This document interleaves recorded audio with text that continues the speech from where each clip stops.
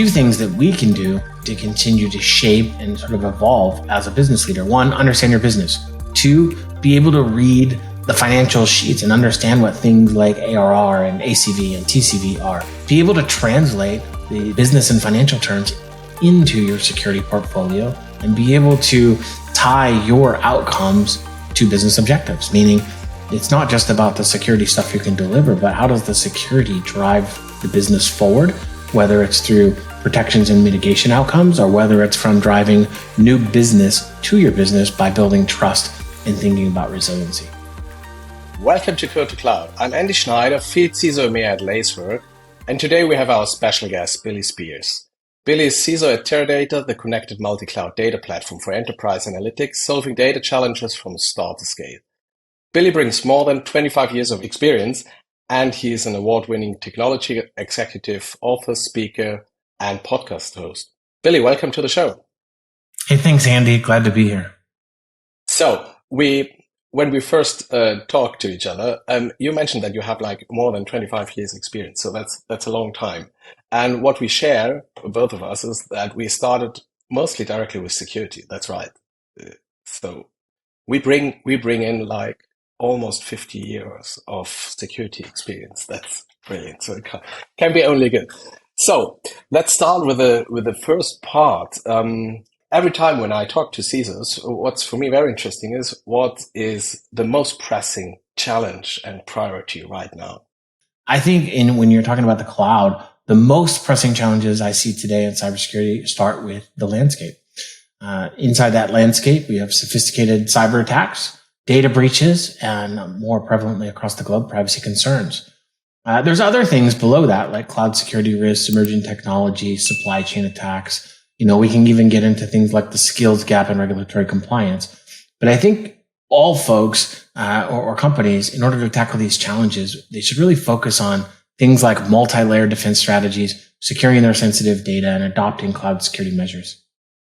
If we look at that, what do you think? Did the threats really change? If we look back like 10 years where the cloud was still new, more on-prem environments, did it really change, or did it somehow keep the same and just the technology evolved? Well, I think technology continues to evolve and attackers become smarter over time. So I think as technology evolved, the threats become more sophisticated. I don't know if the base part of the threats changed so much as the methods of the attackers and the exploitation risk.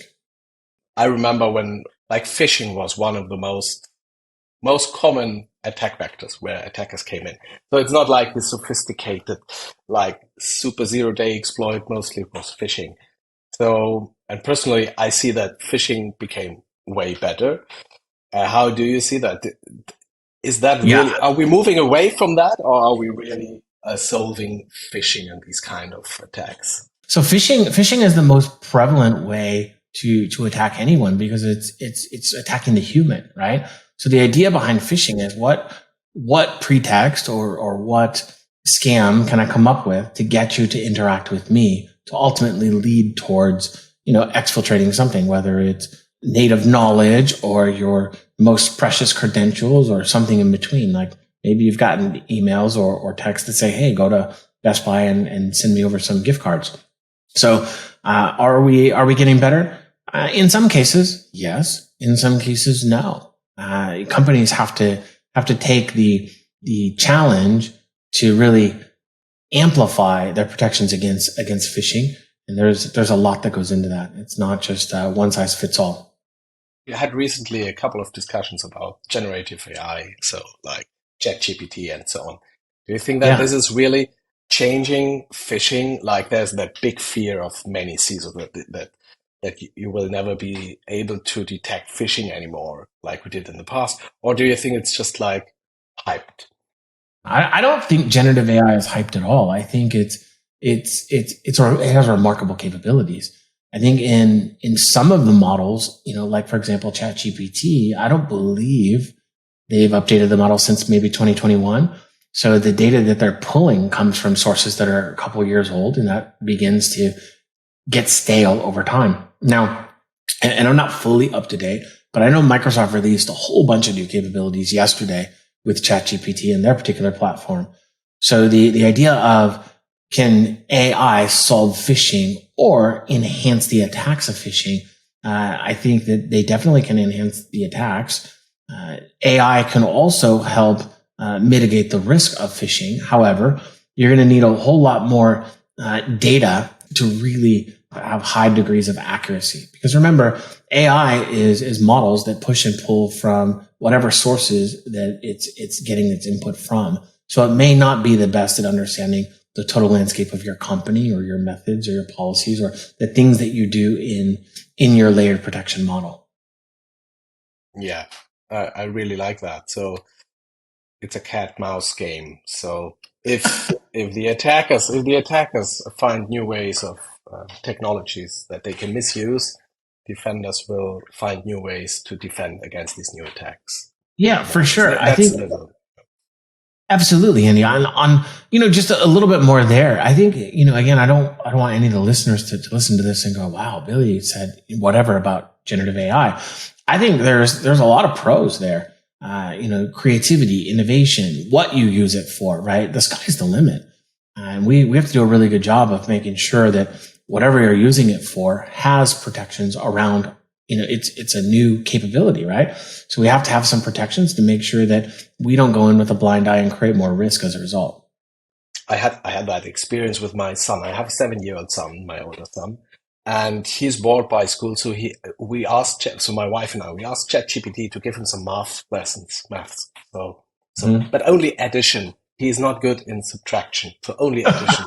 And then ChatGPT created like pages of additions, but some were subtractions in it. And then we said, but you added subtraction, and then ChatGPT apologized for it.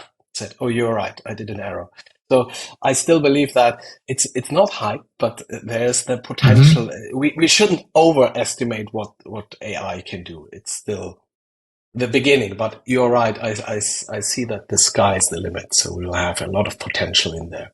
And also the models, like we talk about ChatGPT. It seems to be the most prevalent today, but really, what kind of models, your particular type of AI, what is it using?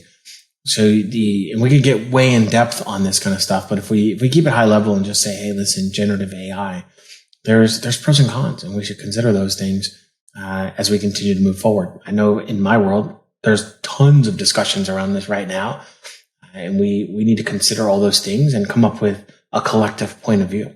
If we move away from generative AI to machine learning, I think that's, for me, the better term to call it, still machine learning.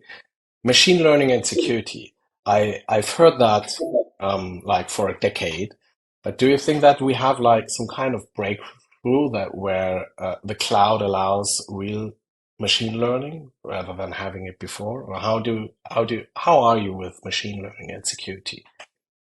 Yeah, well, I think again, you're talking about algorithmic models, right? So you think you can use the AI to enable some things, and you can use the machine learning to do things like automate or create efficiency. You can create personalization. You can use it for data augmentation and simulation. You can use it to make your base better because it's learning from itself, right? You can also use it for better business intelligence when you start thinking about, how do I get to the root of what I'm trying to solve? In security, you have all of this data that comes in. How do you consume that data with any sort of consistency and then deliver out the maybe anomalous results or the spikes of risk at the appropriate point of time? And this is the future for us. You don't have unlimited humans to throw at the problem, so you're going to need to use technology or augment that technology to solve the need. And I think AI and ML chunks through it, but I think AI does that. We're talking about unlimited consumption and being able to sift through to the finite detail, potentially. I mean, again, there still has to be a whole bunch of calibration and configuration associated with that. But I absolutely think you can get through analyzing vast amounts of data and then generating that sophisticated outcome that's expected through the security sort of logging. I agree. There was one thing, I read an interview from you I don't know which one was it, but it was about the evolving role of a CISO. So how the CISO role has changed over the, let's say, decades almost. And one thing that was driving me my whole career is that getting out of that let's say chasing incident, chasing alerts, and becoming more like a business enabler. So turning security into a business enabler was always something driving me. And I read a couple of similar statements from you. So what's your take on how can security or CISOs become more business enablers? Well, I think the first thing is to learn a business. Yeah. I know it sounds pretty easy, but not always. I think when you take a CISO, security leaders are in different places in their career. So if you're a junior or you're stuck in the middle, you may not understand what's being asked of you when they say, what's the role of the business of security inside of a company? So for me, the first thing I say is we continue to evolve significantly over periods of time. If you take decade by decade or year by year even, the changing landscape of our business and the growing importance of what we do of protecting digital assets is key.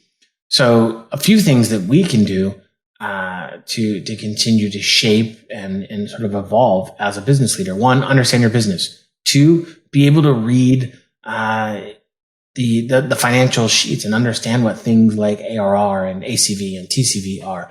Because when you're on calls with salespeople asking you for things, those are the kind of terms they're going to use.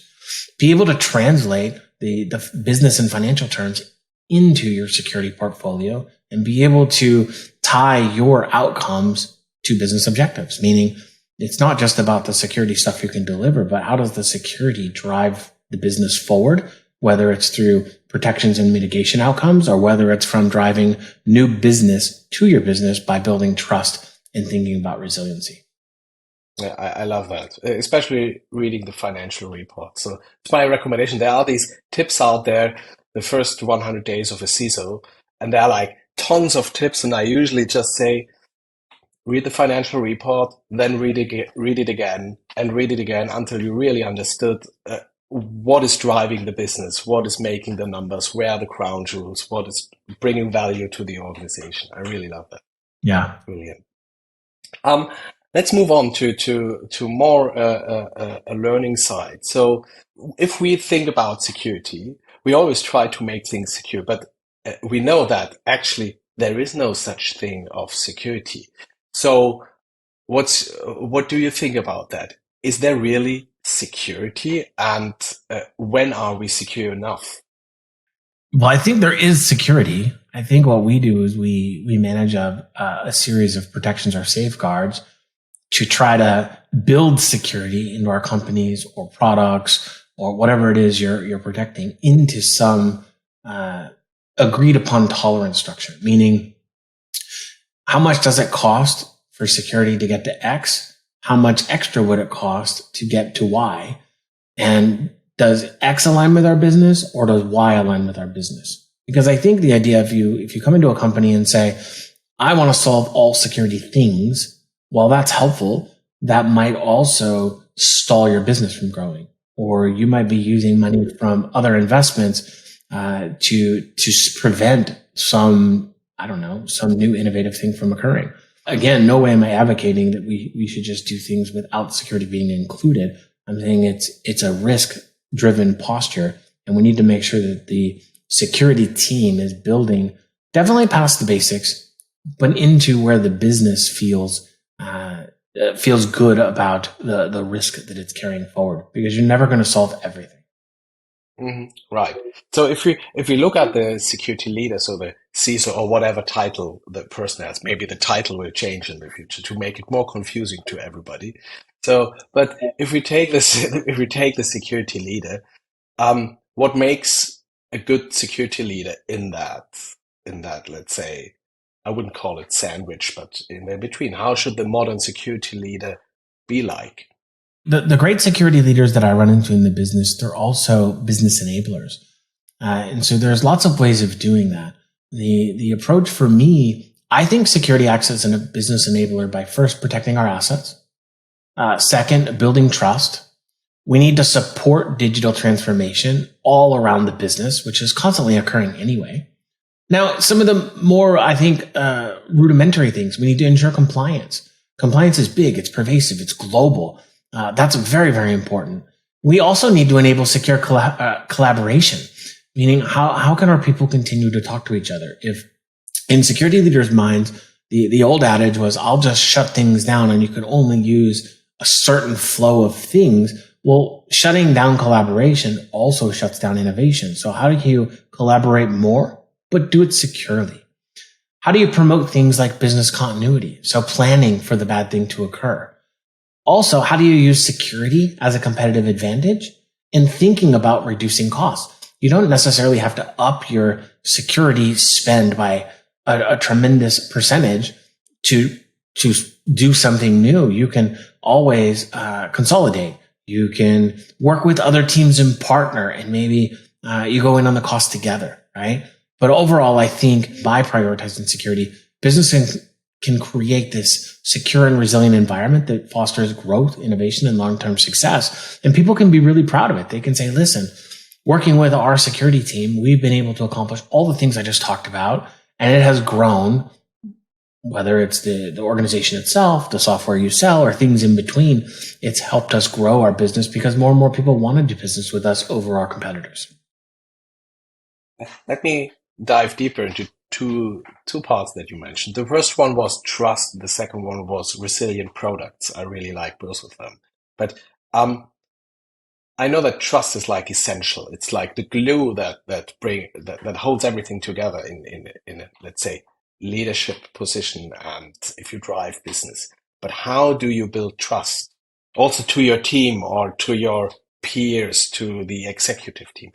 How do you do that? I actually love this topic, Andy. So the answer that I'm going to say from a CISO platform, I'm sure the audience is going to look at their phone or devices or take their earpods out and say, what did he just say? But the way that you grow trust is you extend trust. In our business, we talk about a zero trust environment, meaning we want to validate or verify before we allow things through. In human interaction, if you want to gain trust, you have to extend trust first. So take that trust fall with your peers. Expect that they're there for the right reasons. Expect that they're going to deliver on their end of the bargain. Expect that they're going to do what they say they're going to do. And then credibility of all those actions enhance the trusting relationship over time. But much like going to school, I'd like to think that you start with an A because the company hired you and they have a whole philosophy of how you got there. Now, can you keep the A? That's based on our interaction over time. So I want to make sure that I follow through and keep my commitments and do the things that I say. I also want to make sure that, I'm constantly advising you on strong security practices because I want to enhance our relationship confidence over time. And I want to make sure that you're more likely to engage me because I've demonstrated that commitment with you and your group, regardless of where you are around the business. And that's true for CEOs and boards and other things. We want to make sure that we're all committing to the same set of standards, for lack of a better term, and that we keep up our end of the bargain. As a CISO, it's not my job to go say, well, sales and marketing, here's my 2 cents in what they're doing. It's my job to say, here's how security can help them be successful. And that's true for legal and HR and finance and product teams and IT teams and everywhere else. I don't have to go in and have some sort of disagreement with our CIO. Instead, at Teradata, our CIO is my partner. I want to make sure that she's as successful as she can be. And I want to make sure that I'm a trusted and valued partner to support that success over time. I like that. It's almost an advisor position to help everyone getting better in their job. There's an equal part to that too. We have to listen well. It's easy for CISOs to come and tell people, here's what we think we've done wrong. But we need to take the criticism equally. So if we listen, we can learn. If we think about criticism as a gift, then every time someone tells us something, I think the more it stings, the more you have to really interpret what you're hearing and figure out ways to get better. Don't wait a week, a month, or a year.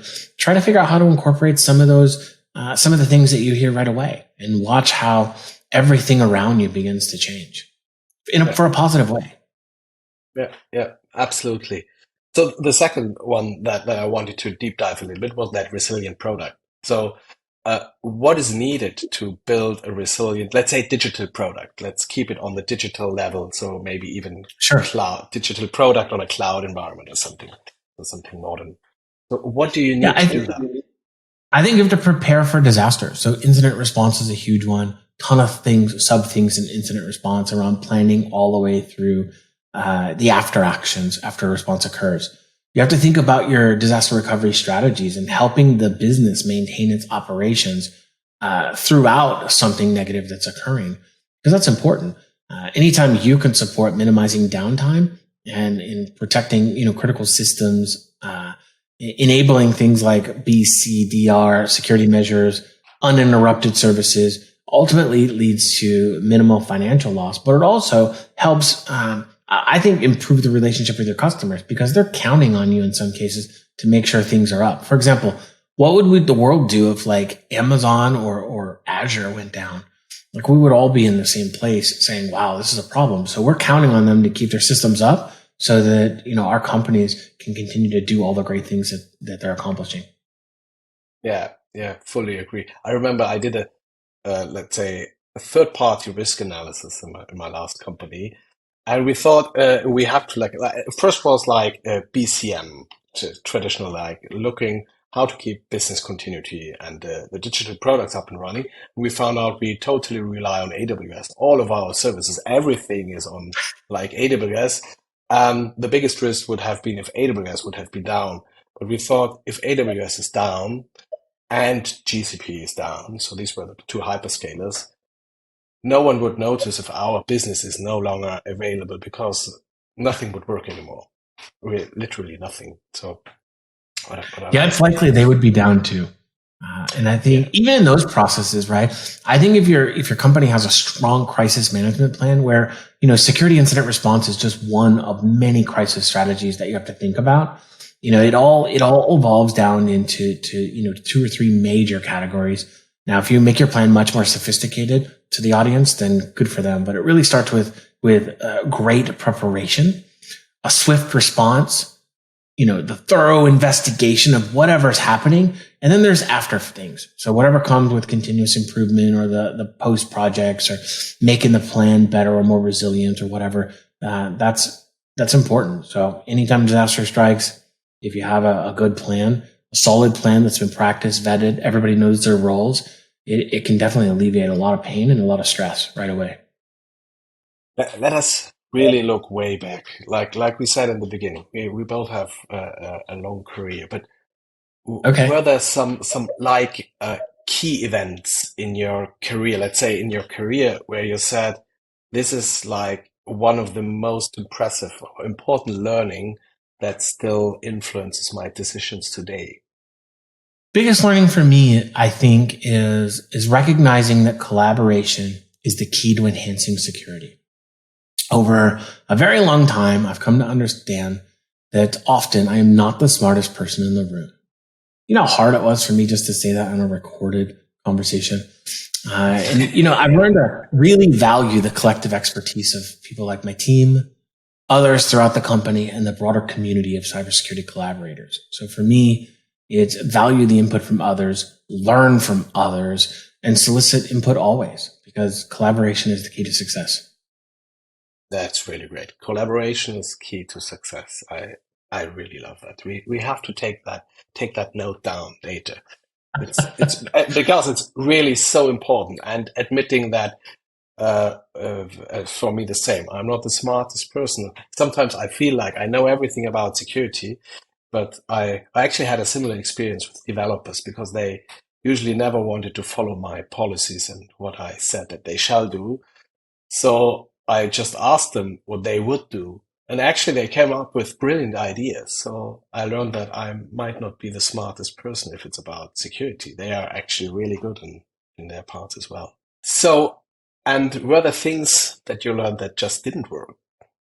And I think there's so many things when you think about that you want to try, because, for me, I'm an innovative person, right? But throughout my career, there've been a few situations where initiatives I was trying to implement didn't achieve the desired outcome, and there's several, right? However, in each instance, I embraced the setbacks as learning opportunities, always engaging in open dialogue, adapting my approach and reinforcing. I think the key here is reinforcing trust to overcome the adversity and then drive a successful result. So said differently, while you have setbacks, and I'm being careful not to out some of those on this conversation, embracing them and taking the setbacks as a gift. And again, using that collaborative style learning has always been the key for me to overcoming that type of adversity. If we look back, you mentioned that you had like that you started with security, but was there like a key moment where you said, I want to become a CISO, or did it just happen? I think that's the part of your career where you're like, hey, listen, I'm ready to take the reins, or I'm ready to lead. And in my career, there was key moments. You're on teams, you're working to solve things. I think as an individual contributor, a lot of people think, okay, I'm really good at what I do, so I could do something better. But I think when I really realized I was ready to be a CISO is when the sort of epiphany hits you in the face, and the people around you are telling you that you're a good leader, and you're helping people improve their lives. And I think for me, that's the philosophy that I've been able to embrace. When I really felt like I could help people in their career, grow the career, help the organizations that I work for improve their overall security portfolio, but still serve the community around me, then I felt like it was my time to step out in the light and sort of manage my own program and continue to grow myself. Do you have like a tip there are many people out there that want to start in cyber. We have a talent shortage. How big it is, there are many numbers out there. But do you have like a tip for someone who wants to start? So are there any things that you can share? Yeah, I think if you want to start in cyber, I say learn lots, talk to people and get a mentor, and try. Mm-hmm. A lot of people in cyber think that, hey, if I'm not 15 layers deep technically, I can't do it. That's not true. There's a lot of jobs in cybersecurity or information security or security itself, depending on where you are and how you communicate the role, that are not technical at all. We have program leaders, and we have auditors, and you have risk type people, and you have people who love to just write. We have professional writers in cybersecurity. You have folks that love to tinker with technology. That's important. We have engineers. You have architect mindsets in different technologies and different environments and different ecosystems. And then you have leadership. So you go from the individual contributor to managers. You have people that are really good with people. And I think a misnomer with managers is I can't manage a team unless I'm so deep and understand what everybody's going to do on the team. I don't think that's true. I think a great leader is someone that brings the best out of the people they work around and can influence a positive outcome. And so there's lots of tips and tricks and techniques and psychological ways to get that stuff done. But good humans can lead great people, and great people will ensure that they're taking care of the humans that are out in front of them, taking care of the tactical sort of details along that journey. No, that's brilliant. So I will listen to that myself a couple of times again. So because I'm a father of 2 kids, and actually you can replicate a lot of things with parenting to also leadership. So really bringing, let's say, really making people better by influencing them is one of the greatest achievements you can do as a manager and as a parent as well. Yeah, I really love that. Yeah, for sure. And the one thing I want to go back to, I forgot, as you're talking, I'm like, here's 4 more things. I think join professional networks. Join the networks. Yeah, it'll help you build a strong foundation. It'll help you figure out your path. If there's, I was joking before this conversation started, Andy, before we started recording, we have 700 plus some odd certifications. Go get some certifications. See if those things are relevant for whatever industry you want to work in. And maybe you can get some hands-on experience too. Find find ways to open up sandboxes or go into these learning platforms and gain some entry level experience. So it gets you that foot in the door at companies. And then your career will take off. But I think the backbone here is networking with people that are already in the business. Sorry, back to you, Andy. But you mentioned search for a mentor. So now it's not an ask for you, but if we have CISOs as listeners, take your time and offer being a mentor for others that want to start in cyber. I think this is so important because asking for a mentor is one thing, but being open to be a mentee, that's really very important. So both need to come together. Listen, this is a total vulnerable thing to say. It's true. I mentor lots of people. But guess what? I'm also a mentee to some people because I don't care where you are in your career and I don't care how long you've been in the business. You're always going to have blind spots. And I think mentors can help you grow and navigate, not only so you can see the blind spots, but navigate to the journey ahead. Because there's always something that you want to fulfill. There's always a piece of the business you don't see. And in your part of the business, you're so deep in everything that you see that sometimes you got to pop your head up and look at things around you and just continue to learn from peers or superiors or maybe folks at other companies that are doing the same thing you're doing. They're just using a different approach.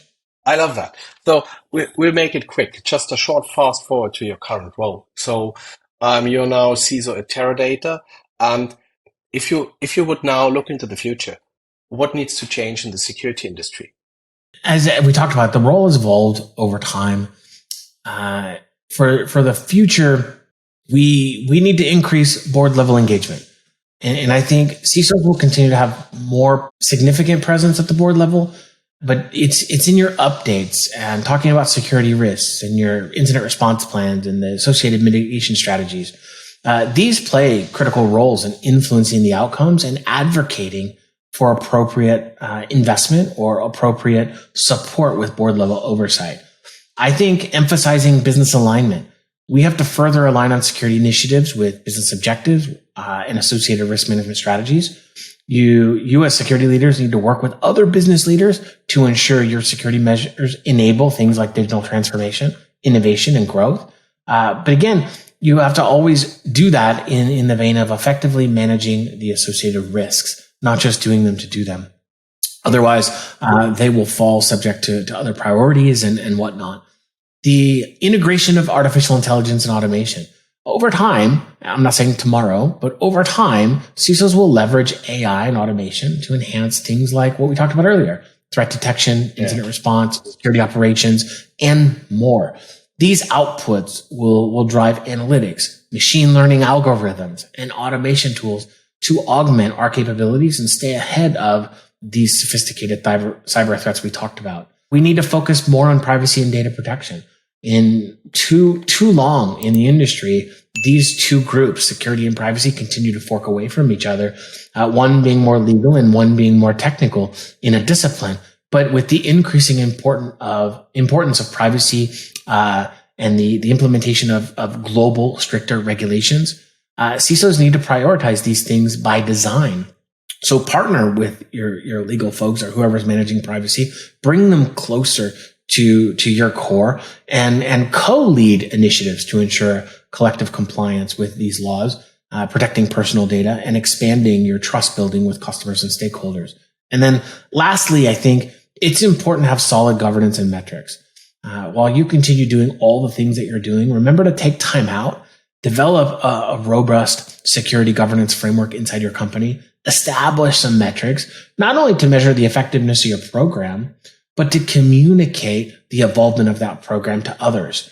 Because you often know exactly what you're doing well. You know what hurts. You know what you're working towards. But do others get it? And are they aligned with the direction you're going?